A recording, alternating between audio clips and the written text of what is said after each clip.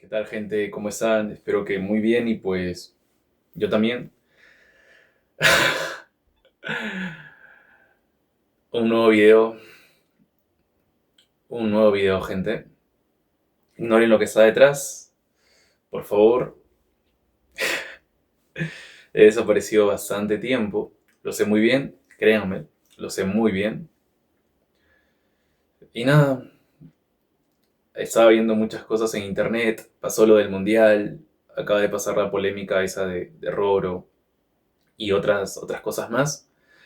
Y, y yo lo único que pensaba durante todo ese tiempo era qué buen título sería para el canal. Qué buen título. Se perdieron muchas oportunidades en ese sentido, pero bueno, ya estoy de vuelta. Ahora voy a tener que salir en cámara. No es algo que me agrade del todo, pero bueno, ya está. De hecho, ni siquiera sé si estoy grabando con la luz del foco, ni siquiera tengo una luz. Así que, como usan no sé, los youtubers y cosas así. Y nada, creo que así van a ser los videos ahora. A ver si YouTube nos devuelve la monetización después de, muchísimo tiempo. Ojalá que sí. Ojalá. Y nada, gente, empezamos. Creepypastas para tener de fondo mientras te mandan a recursos humanos por hacer el mejor chiste de tu vida. Bueno, hay algo que me olvidé de mencionar y es que los videos que van a ver, bueno, cuando salga en cámara, los grabé antes, hace como 2 semanas, si no me equivoco. Por eso mi cabello está más corto. Ahora está más largo. ¿Qué más? Por favor den like si es que quieren más creepies. Eh, Otra cosa que me estoy olvidando. Ah, ya, ok. Esa primera historia es corta. Luego habrán dos historias relativamente largas, diría yo. Creo que el video llega a 40 y pico minutos o 50 minutos, si no me equivoco. Lo ideal sería que los videos duraran más de una hora, es lo que voy a intentar hacer. ¿Qué más? Nada, disculpen si me muevo mucho. He visto el video de la introducción y parece que tengo Parkinson porque me estoy moviendo, pero como si me picara la nuca. Pero bueno, ya está, no voy a grabar de nuevo, ya tuve demasiados intentos. Y nada, gente, eso es todo. Empezamos con la primera historia. El agua en el Hotel Cecil. El 11 de febrero de 2013, la turista británica Sabina Ba y su esposo Michelle rentaron una habitación en el Hotel Cecil, ubicado en el centro de Los Ángeles. Todo estaba en orden, salvo por un detalle. Tenían problemas con el agua. La presión parecía ser débil y el sabor y el olor eran inusuales. Aún más extraño, el agua salía negra. Tomaba unos segundos para que volviera a salir transparente. Los huéspedes asumieron que eso era normal. Después de todo, el hotel estaba cerca de Skid Row. Reacios a reportar el problema, el señor y la señora Ba continuaron bebiendo y bañándose con aquella agua repugnante. Finalmente, el 19 de febrero de 2013, Sabina decidió que era momento de presentar una queja. Un trabajador de mantenimiento fue enviado a revisar los tanques de agua en el techo. Fue entonces cuando hizo un descubrimiento aterrador y grotesco. Dentro de una de las cisternas estaba el cuerpo en descomposición de una joven. Los bomberos acudieron para retirar los restos y la policía fue llamada para identificarla. La mujer resultó ser Elisa Lam, una estudiante canadiense de 21 años. No pasó mucho tiempo antes de que CNN llegara al lugar y comenzara a reportar ese perturbador hallazgo, entrevistando a Sabina sobre lo ocurrido. Los eventos que llevaron a la desaparición y muerte de Lam son un misterio. Fue vista por última vez en el Hotel Cecil el 31 de enero de 2013. Imágenes de las cámaras de seguridad, como las vistas a la derecha, muestran a Lam comportándose de manera extraña en el ascensor del hotel, como si estuviera escondiéndose de alguien, presionando botones de varios pisos, ocultándose en la esquina del ascensor, mirando repetidamente y con cautela hacia el pasillo, entre otros comportamientos. Pocos días después, fue declarada desaparecida. Entonces, ¿cómo terminó en el sistema de agua? ¿Se quitó la vida? ¿Fue juego sucio? ¿Fuerzas oscuras el pasado del hotel? ¿O tal vez fue simplemente, como declaró el sargento Rudy López del LAB, un accidente muy extraño? Sea cual sea el caso, hay algo que es seguro. Si los VA nunca hubieran llamado al encargado de mantenimiento, jamás habrían sabido que habían estado consumiendo y bañándose con el cuerpo descomponiéndose de una persona.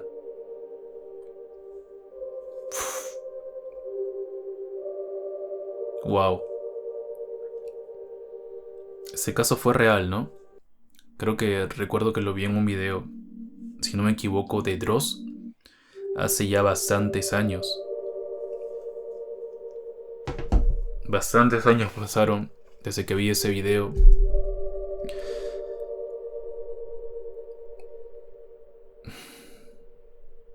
Terrible historia.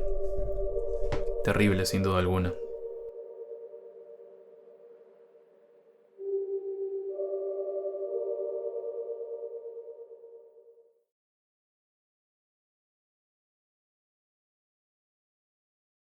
Bueno, eso fue extraño.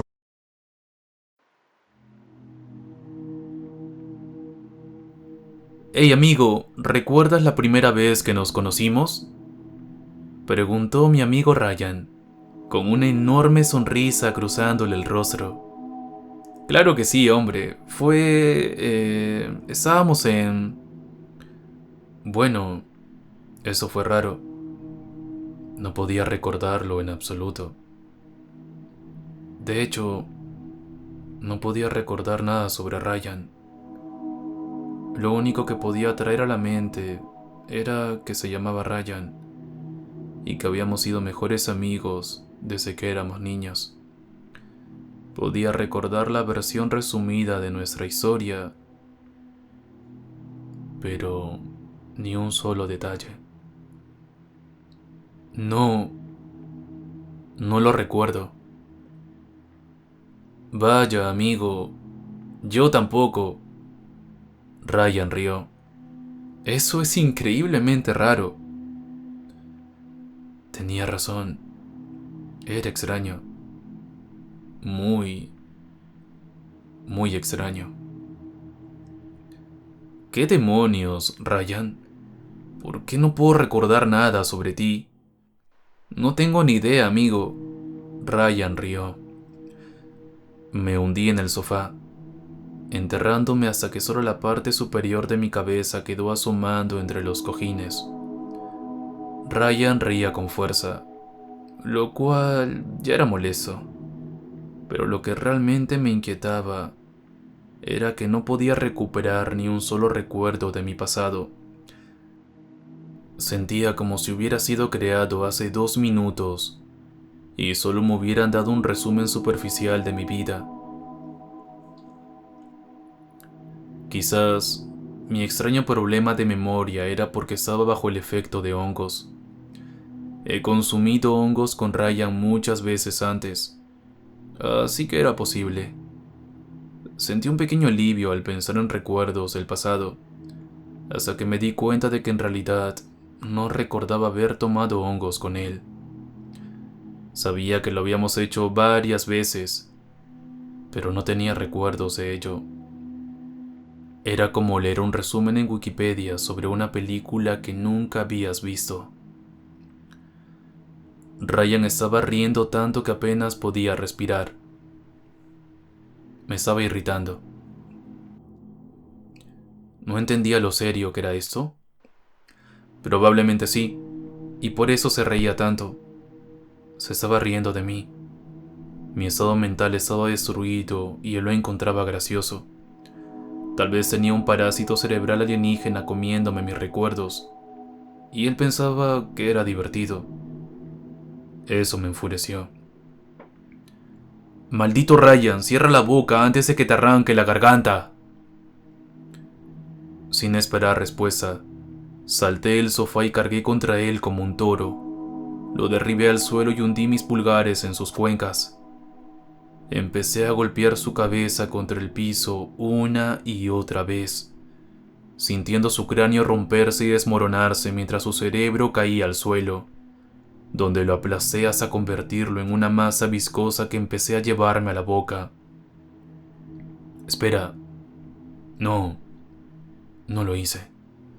No sé por qué pensé que había asesinado brutalmente a Ryan y me había comido su cerebro, pero no lo hice. De hecho, ni siquiera me había levantado del sofá. Eso fue raro. Ryan ya no reía. Me miraba con preocupación. ¿Estás bien, amigo?, preguntó suavemente.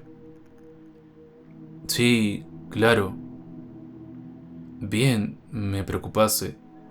La cirugía cerebral que te hicieron esta mañana fue muy fuerte, y el doctor dijo que puede tomar entre 10 y 50 años para que te sientas normal de nuevo. ¿Me hicieron una cirugía cerebral? No recordaba haber pasado por una, y siento que una cirugía cerebral no es algo que se olvide fácilmente. Decidí actuar como si Ryan dijera la verdad. No valía la pena provocar problemas. Ah, sí, la cirugía cerebral, claro. ¿Qué cirugía fue exactamente? No sé, amigo, no soy neurólogo. Creo que te removieron la corteza cerebral o algo así para ayudarte a dejar de fumar. ¿Fumo? Ya no. Era una historia muy conveniente. Explicaba perfectamente mis problemas de memoria y por qué no estaba fumando en ese momento. Todo envuelto en un paquete perfecto con un lazo encima. Demasiado conveniente. Y por eso sabía que era mentira. Pero claro, excelente explicación, Ryan. Lo que acabas de decir es totalmente cierto, y lo creo por completo. Sí, sin ninguna duda, dije, intentando sonar convincente para que él creyera que le creía. Estaba casi seguro de que cayó en el engaño. Hey, amigo, ¿recuerdas la primera vez que nos conocimos?, preguntó Ryan de nuevo, con la misma sonrisa enorme. Claro que sí, estábamos en Vietnam. Nos conocimos en Vietnam. Bueno, esa fue una pregunta extraña. Ryan había sido mi compañero en las trincheras de Vietnam, y desde que salvó mi vida de un francotirador alemán, habíamos sido mejores amigos. Recordaba ese día como si estuviera ocurriendo en ese mismo momento. Era algo que jamás olvidaría. Me sentí ofendido de que insinuara que podía olvidarlo. Solo estaba vivo porque él arriesgó su vida por mí. Vaya, amigo, olvidé por completo que subimos en Vietnam. Ryan rió. Eso es increíblemente extraño. Tenía razón. Era extraño.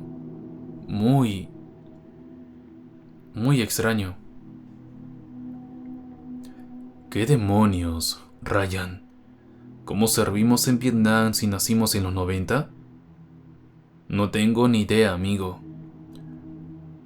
Ryan reía tanto que parecía que se iba a ahogar. Me estaba volviendo loco. Yo le había salvado la vida en esa trinchera y él lo había olvidado. Quizás debí dejar que muriera. Algo no encajaba. Había algo más, y no sabía qué era. Nada tenía sentido. Amigo, ¿consumimos hongos? ¿Qué clase de pregunta estúpida es esa? Ryan rió, casi sin aire. ¿Eres tonto o qué? Sí, era una pregunta tonta. He tomado hongos muchas veces y nunca se ha sentido así. Esto era algo distinto. Encendí un cigarro y traté de analizar la situación. La explicación más obvia era que estaba soñando. Tenía sentido, pero no se sentía como un sueño. Decidí probar mi teoría, presionando el cigarro encendido contra mi muñeca. El dolor insoportable probaba que no estaba soñando. Un dolor así no ocurre en sueños. Tal vez estaba volviéndome loco. Pero si cuestionaba mi propia cordura, ¿eso no significaba que era cuerdo? Un loco no se daría cuenta de estar loco. Estoy seguro de que leí eso en Wikipedia. Entonces, ¿qué? Amigo, ¿qué demonios me está pasando? Le pregunté a Ryan. No contestó. Me giré y me di cuenta de que Ryan ya no estaba. Eso fue extraño. Sabía que había estado pensando un buen rato, pero debería haberlo visto levantarse. Seguramente estaba en el baño, pero quería comprobarlo para quedarme tranquilo. Intenté apagar el cigarro y entonces noté que no tenía ninguno en la mano. Cierto, yo no fumo. Mi abuelo murió de cáncer a los 9 años, y aunque él no fumaba, juré que jamás tocaría un cigarro. Era extraño que pensara que estaba fumando. Nunca he fumado, ni lo haré. Intenté levantarme, pero no pude. Cadenas gruesas estaban sobre mis piernas y mi pecho, sujetándome al sofá. ¿Qué demonios? Intenté moverme, pero no pude mover ni un milímetro. Al contrario, las cadenas parecían apretarse cortándome la respiración. Intenté gritar por Ryan, pero mi mandíbula estaba tan rígida que no podía abrir la boca. Mi única opción era ir hacia abajo, hundirme más en el sofá. No solo era un lugar más seguro, sino que me daba mayor capacidad de movimiento. Me arrastré más profundo entre los pliegues grises del sofá, tanto para esconderme de lo que fuera que me estuviera cazando como para buscar a Ryan. El sofá tenía que llevar a algún lugar, y parecía lógico que terminara en el baño. Si Ryan estaba en el baño como sospechaba, lo encontraría allí. Nunca lo había visto hacer sus necesidades en otro sitio. Me deslicé por el interior del sofá hasta llegar a un túnel largo y retorcido, de unos 2 metros de ancho y 6 de alto. El piso y las paredes estaban hechos del mismo material que los cojines, solo que más húmedos y blandos. Caminé por alrededor de 1 kilómetro hasta que vi un letrero de neón parpadeante que decía CC, que asumí significaba, ciertamente, el cagón, sobre una gran puerta. La atravesé y aparecí en mi baño. Ryan estaba sentado en el inodoro, tal como imaginé. Era momento de obtener respuestas. «Hey, Ryan. ¿Qué tal, hombre?», Solo estoy teniendo una cagada demoníaca. Bien, entonces, ¿qué demonios está pasando? Claramente algo no está bien. Un parásito cerebral. Está devorando tu cerebro, amigo. ¿Un parásito cerebral? ¿Cómo demonios podría tener uno? ¿Eso siquiera es real? ¿En serio? Sí, te están operando ahora mismo. Cirugía cerebral. ¿Cómo diablos consiguió un parásito cerebral? Cerdo, amigo. Te dije que no debías vacacionar en Vietnam. Sí, todo es baratísimo, pero no tienen el mismo control de calidad para mantener el ganado. En Wikipedia puedes buscarlo si no me crees. ¿En serio? ¿Todo eso por comer carne de cerdo vietnamita mal cocida durante unas vacaciones? ¿Qué demonios? Eso realmente me molestó. Mientras miraba alrededor intentando entender qué estaba pasando, caí en cuenta de que aquel sofá me parecía familiar. Cuanto más lo pensaba, más notaba que las paredes y el piso parecían un cerebro. Probablemente mi cerebro. Entonces, ¿este es mi cerebro? ¿Estoy literalmente dentro de mi cerebro? No literalmente. Probablemente estás literalmente en una cama de hospital o algo así. Quiero decir, ¿cómo podrías estar literalmente en tu propio cerebro? No tendría sentido, piénsalo. Tenía razón, por supuesto. Si literalmente entraba en mi cerebro, significaría que mi cerebro estaba dentro de mi cerebro. Como un tipo de cerebro, sería ridículo. Entonces, ¿cuál es el punto de todo esto? ¿Estoy tratando de resolver el problema de forma psicosomática? Si derroto al parásito aquí, ¿muere en la vida real? No, hombre, eso es tonto. Probablemente estás en coma y estás alucinando o algo así. Tienes un parásito dentro del cerebro, así que probablemente sufriste daño cerebral, o quizás una experiencia cercana a la muerte. ¡Demonios! Tal vez ya estás muerto y esto es el infierno. ¿Qué sé yo? No soy neurólogo. Probablemente decía la verdad. Aunque no recordaba nada sobre Ryan, definitivamente no parecía un doctor. No tenía vibra de doctor en absoluto. Entonces, ¿por qué estás aquí? Entiendo por qué soy yo, ya que ese es mi cerebro. Pero, ¿por qué sigues apareciendo? ¿Yo? Estoy comiéndome tu cerebro. Es mi especialidad. Literalmente nací para esto. Me tomó unos segundos procesarlo. Espera. ¿Tú eres el parásito cerebral? ¿Apenas se das cuenta? Pensé que eras Ryan. ¿Por qué demonios Ryan estaría dentro de tu cerebro? Mi nombre es Tenia Solium, por cierto. Entonces, ¿quién diablos es Ryan? No tengo idea, amigo. Bueno, eso era raro.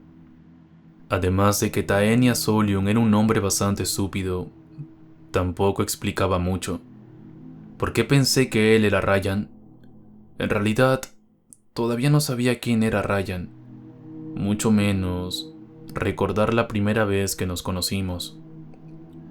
Entonces, ¿eres un parásito cerebral psíquico venido del infierno, del espacio o algo así?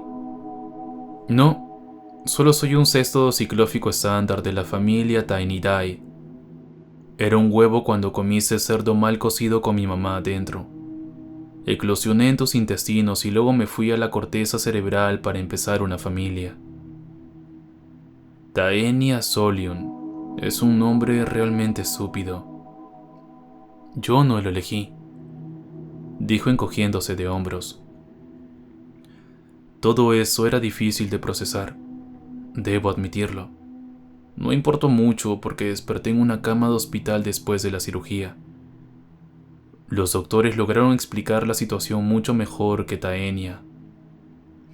En efecto, tenía un parásito cerebral, así que tuvieron que operarme para remover los quistes y colocar una derivación para drenar la acumulación de líquido. Incluso años después puedo recordar la alucinación con claridad. Aunque sé que todo estaba en mi cabeza, puedo visualizarlo como si realmente hubiera ocurrido. Los doctores dijeron que la alucinación probablemente fue resultado de la anestesia. Si hubo algún daño cerebral, fue menor, aunque tuve que tomar medicación por un tiempo por si quedaba algún parásito suelto. Ese es mi mayor temor, que otro termine dentro de mi cerebro y tenga que volver a ese lugar infernal. Obviamente ya no como cerdo, ni siquiera si está aprobado por la FDA. Pude regresar a mi vida normal bastante rápido gracias al apoyo de mi madre, mi novia Amy y Ryan. El verdadero Ryan, no la alucinación parasitaria. Los recuerdos de mi recuperación son un poco borrosos y aún no estoy seguro de por qué Taenia apareció en mi mente con la forma de Ryan, o por qué estaba tan obsesionado con la primera vez que nos conocimos. Admito que me tomó un tiempo sentirme cómodo a su lado otra vez. La imagen de él como Taenia era tan fuerte en mi mente que solo estar cerca me ponía nervioso. Le conté todo lo que pasó y logramos superarlo. No pasó mucho tiempo antes de que volviéramos a pasar el rato como antes. Pizza, cerveza y lucha libre, como en los viejos tiempos. Tomando una cerveza mientras veíamos un programa de televisión. Estaba relajado, con un buen ambiente encima, cuando Ryan se giró hacia mí con una enorme sonrisa en el rostro.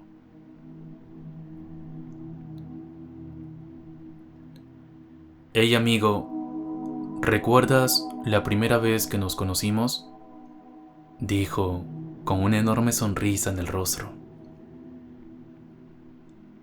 Claro, hombre, fue...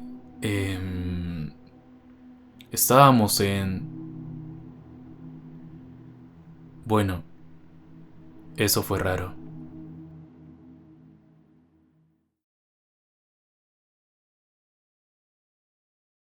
Despertar.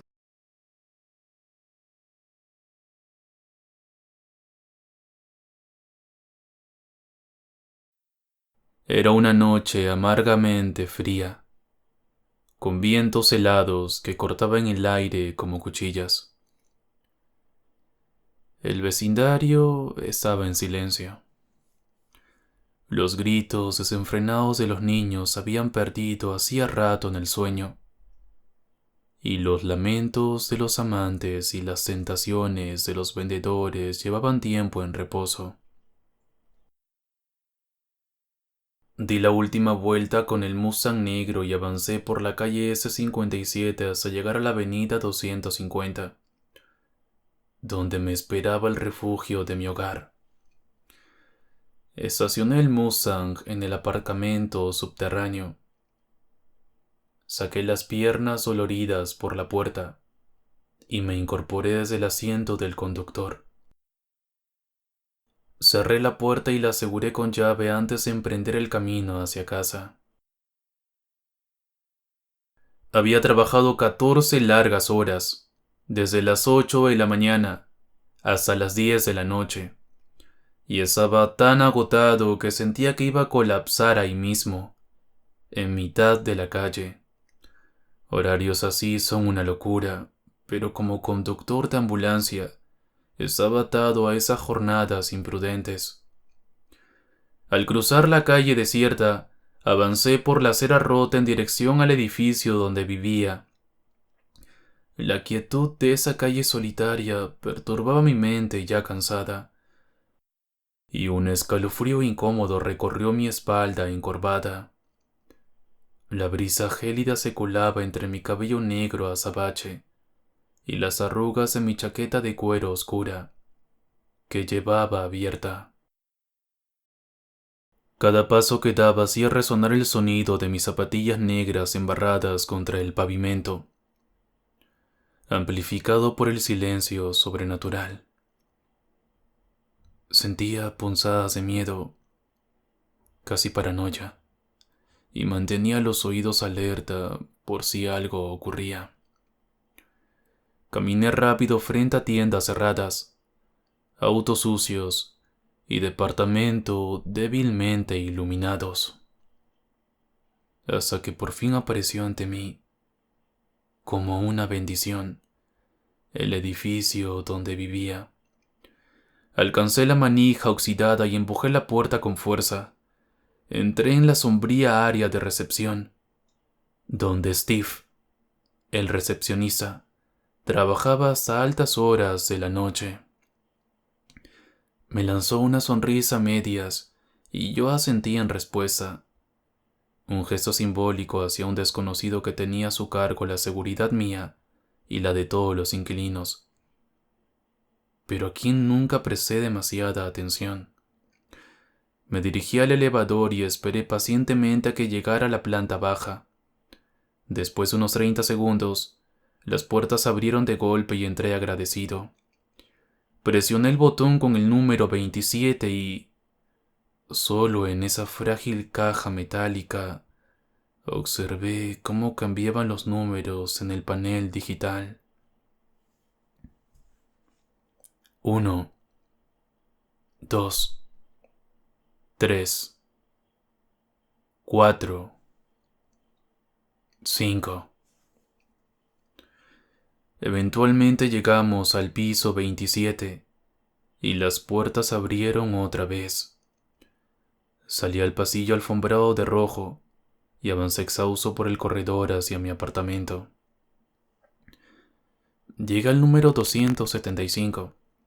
Rebusqué las llaves en mi chaqueta, las saqué y las metí en la cerradura. Giré y me dispuse a abrir la puerta, pero me detuve. Fui invadido de pronto por una extraña sensación, como si al cruzar esa puerta fuera a presenciar los horrores del mismísimo infierno. Me quedé quieto por unos instantes, con la mano aún en el picaporte, sin atreverme a bajarlo. Tras lo que pareció una eternidad, aunque no fue más que un minuto, esa sensación se desvaneció. Sin saber qué la había provocado, abrí la puerta.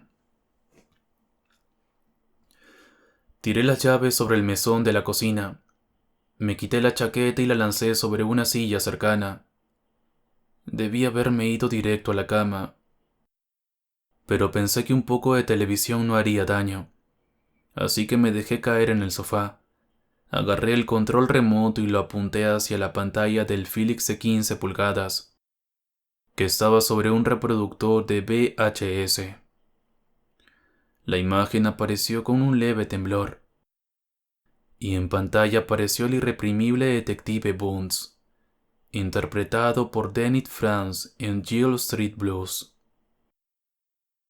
Me acomodé aún más en el sofá y disfruté del episodio, donde el equipo protegía a los ancianos del vecindario de un violento asaltante y realizaba una vigilancia a un posible revendedor. Traté de seguir atento, pero pronto empecé a cabecear. Parpadeé varias veces, luchando por no dormirme. Sabía que debía estar durmiendo ya, después de semejante día, pero no tenía energía para moverme, así que decidí quedarme donde estaba. Al menos, si me dormía, sería en el sofá, y no en plena calle o en algún callejón dudoso. Bostecé y me forcé a seguir el episodio. Caí en un vacío sin forma, donde las voces se alzaban sin garganta humana que las contuviera.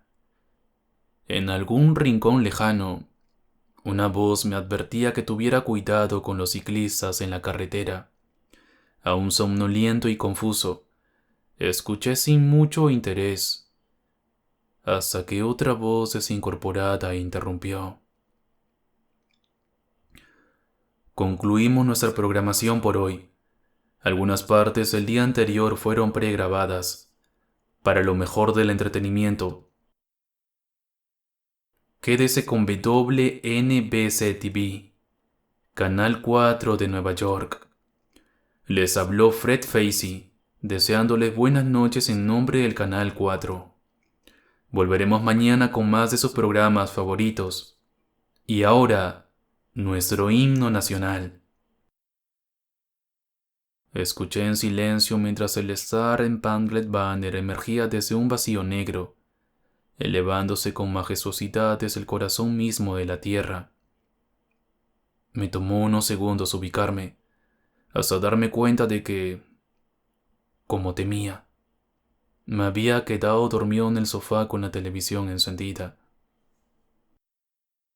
Me quedé ahí inmóvil, demasiado cansado para moverme, mientras el cierre de transmisión de NBC llegaba a su apoteosis, con la banda de metales cantando sobre la tierra de los libres y el hogar de los valientes, mientras mostraban imágenes de edificios históricos, tambores orgullosos y la bandera ondeando con fuerza. Luego, la pantalla se volvió negra y apareció la clásica carta de prueba con barras de colores, acompañada por un tono monótono y eterno. Hubiera querido levantarme y agarrar el control para apagar la tele, pero sinceramente no tenía la más mínima energía, así que me quedé allí, mirando sin pensar, con ese zumbido sonando sin pausa en mis oídos. Durante unos minutos, simplemente dejé de estar presente. Mi cabeza estaba demasiado cargada para siquiera pensar. De pronto, me sacudió el zumbido mecánico de un aparato electrónico poniéndose en marcha. Un golpe seco de plástico contra plástico precedió a más ruidos robóticos, como engranaje girando y piezas ajustándose. Y luego, para mi absoluta sorpresa, comenzó a sonar una melodía juguetona. Una melodía infantil, inocente. Una melodía que conocía bien. El tema de una serie llamada Las Hierbas, un programa infantil británico de animación 3D. Me incorporé con lentitud, mientras mi mente comenzaba a despejarse. Miré el reloj de borde negro colgado en la pared y vi que eran las 3:30 de la madrugada. Eché un vistazo en la pantalla del televisor y vi que, en efecto, lo que se reproducía frente a mí era Las Hierbas. Una horrorizada realización me invadió mientras varias conclusiones me golpeaban al mismo tiempo. Primero, ningún programa infantil estaría al aire a las 3:30 de la madrugada. Segundo, el canal había finalizado transmisiones hasta las 6 de la mañana. Y tercero, en ese momento no debería estar emitiéndose ningún programa. Al mirar el reproductor de video, me di cuenta de que lo que estaba viendo no era una transmisión sindicada, sino una cinta de video, ya que el reproductor estaba claramente en funcionamiento. Lo que me llevó a dos nuevas conclusiones. Yo no tenía ningún video de una caricatura tan oscura como Las Hierbas. Y más aterrador aún, no había colocado ninguna cinta en el aparato, ni siquiera tenía una insertada. Lo que inevitablemente significaba que alguien la había colocado ahí para que yo la viera. Pero, si ese era el caso, ¿cómo no noté a nadie en la casa? Y si se había marchado, seguramente habría escuchado una puerta cerrarse. Confundido y completamente desconcertado por este giro tan extraño, comencé a ver ese programa infantil. Las hierbas eran una cosa rara por sí sola.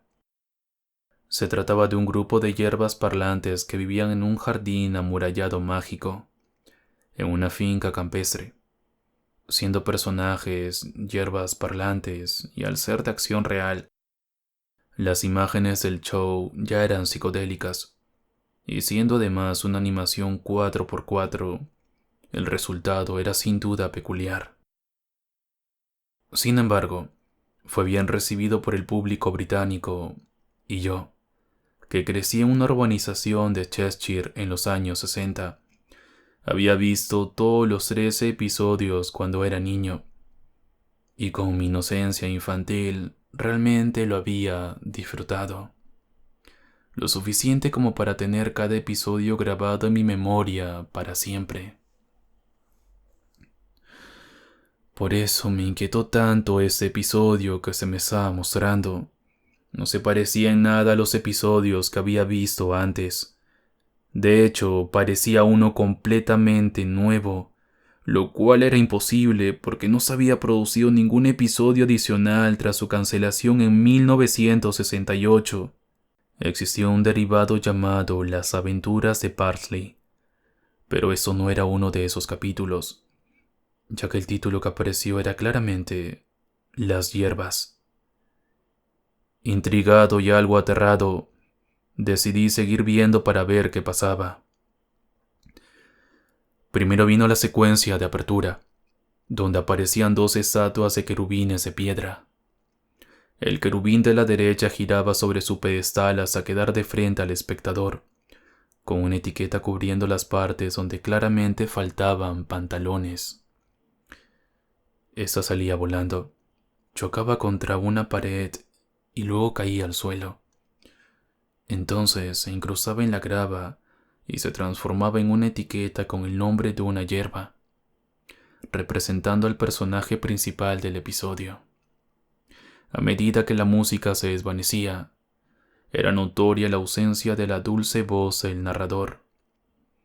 Me di cuenta además de que la canción de apertura estaba distorsionada, como una caja musical a punto de descomponerse, con un chillido agudo y nasal que resultaba incómodo.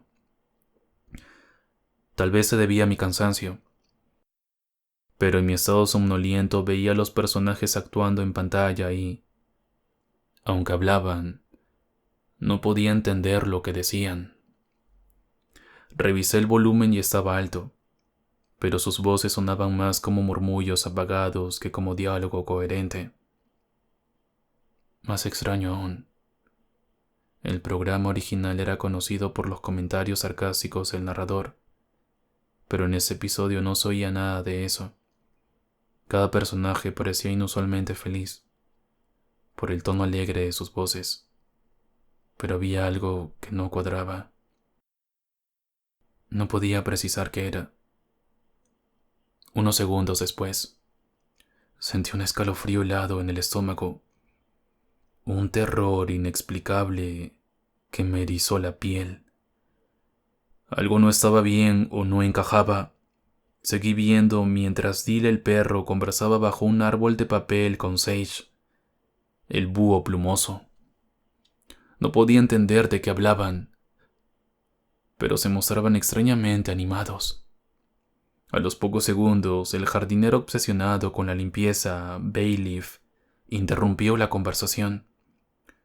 En cuanto apareció, sentí un escalofrío recorrerme la espalda, como si hubiera presenciado algo terrible, aunque ese personaje era parte habitual del programa y alguien que yo conocía bien. Hablaba de forma apagada y torpe, primero dirigiéndose a Dil y luego a Sage, mientras lo escuchaba sin lograr descifrar una sola palabra. Sentí un dolor punzante en el centro de la frente, justo sobre la nariz. Surgió de la nada, sin previo aviso. La pantalla dio un pequeño salto, como hacen los videos viejos, y en ese instante creí ver una imagen fugaz, demasiado breve como para distinguirla. Quizá mi mente cansada me estaba jugando una mala pasada en esas horas de la madrugada, así que lo dejé pasar. No se me ocurrió rebobinar la cinta y tratar de congelar la imagen, aunque quizá debería haberlo hecho, pero en su lugar decidí seguir viendo ese extraño video. Era raro que la escena permaneciera fija en una sola ubicación, pero Dill, Sage y Baelish no se movían de sus lugares. Aún así, su conversación indescifrable seguía, y el dolor de cabeza se convirtió en un latido insoportable. La vista se me nublaba del dolor. El campo visual se oscurecía. Me senté con la mano en la frente, sin poder apartar los ojos de la pantalla. En medio de todo eso apareció el agente Natwit, el policía del lugar, conocido por seguir las reglas al pie de la letra y encargado de mantener el orden. En vez de unirse a la animada conversación, se quedó a un lado, como si estuviera observando todo desde fuera. Uno a uno, los personajes notaron su presencia, algo que antes no habían percibido, y lo miraron con profundo temor y desconfianza. Poco a poco, Natwip comenzó a hablar, pero sus palabras, una vez más, eran apagadas e ininteligibles. Para mí, parecía que estaba pasando lisa, leyéndoles la cartilla o simplemente advirtiéndoles por algún comportamiento aberrante. La pantalla saltó de nuevo, esta vez 3 veces, distorsionando ligeramente la imagen. Los personajes se tornaban gradualmente grises, y sus figuras eran estiradas hacia los lados y al frente, como si el video se retorciera.